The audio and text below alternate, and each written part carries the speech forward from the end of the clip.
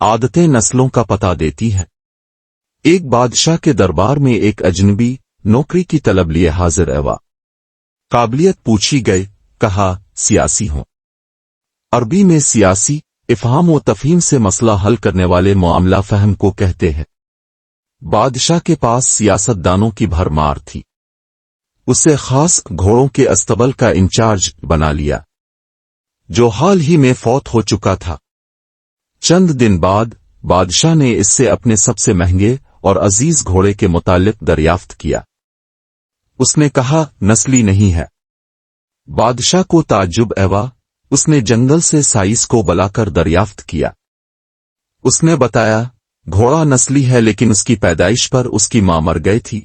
یہ ایک گائے کا دودھ پی کر اس کے ساتھ پلا ہے۔ مسئول کو بلایا گیا۔ تم کو کیسے پتہ چلا اصیل نہیں ہے؟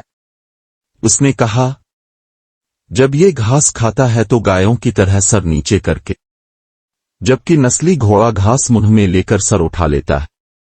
بادشاہ اس کی فراست سے بہت متاثر ہوا۔ مسئول کے گھر اناج، گھی، بھنے دمبے اور پرندوں کا اعلیٰ گوشت بطور انعام بھجوایا۔ اس کے ساتھ ساتھ اسے ملکہ کے محل میں تعینات کر دیا۔ چند دنوں بعد بادشاہ نے مصاحب سے بیگم کے بارے رائے مانگی۔ اس نے کہا طور و اطوار تو ملکہ جیسے ہے، لیکن شہزادی نہیں ہے۔ بادشاہ کے پیروں تلے سے زمین نکل گئی۔ حواس بحال کیے، ساس کو بلا بھیجے۔ معاملہ اس کے گوش گزار کیا۔ اس نے کہا حقیقت یہ ہے تمہارے باپ نے میرے خاوند سے ہماری بیٹی کی پیدائش پر ہی رشتہ مانگ لیا تھا، لیکن ہماری بیٹی 6 ماہ میں فوت ہو گئی تھی۔ چنانچہ ہم نے تمہاری بادشاہت سے قریبی تعلقات قائم کرنے کے لیے کسی کی بچی کو اپنی بیٹی بنا لیا۔ بادشاہ نے مصاحب سے دریافت کیا تم کو کیسے علم ہوا؟ اس نے کہا اس کا خادموں کے ساتھ سلوک جاہلوں سے بدتر ہے۔ بادشاہ اس کی فراست سے خاصا متاثر ہوا۔ بہت سا اناج، بھیڑ بکریاں بطور انعام دے، ساتھ ہی اسے اپنے دربار میں متعین کر دیا۔ کچھ وقت گزرا، مصاحب کو بلایا، اپنے بارے دریافت کیا۔ مصاحب نے کہا جان کی امان۔ بادشاہ نے وعدہ کیا۔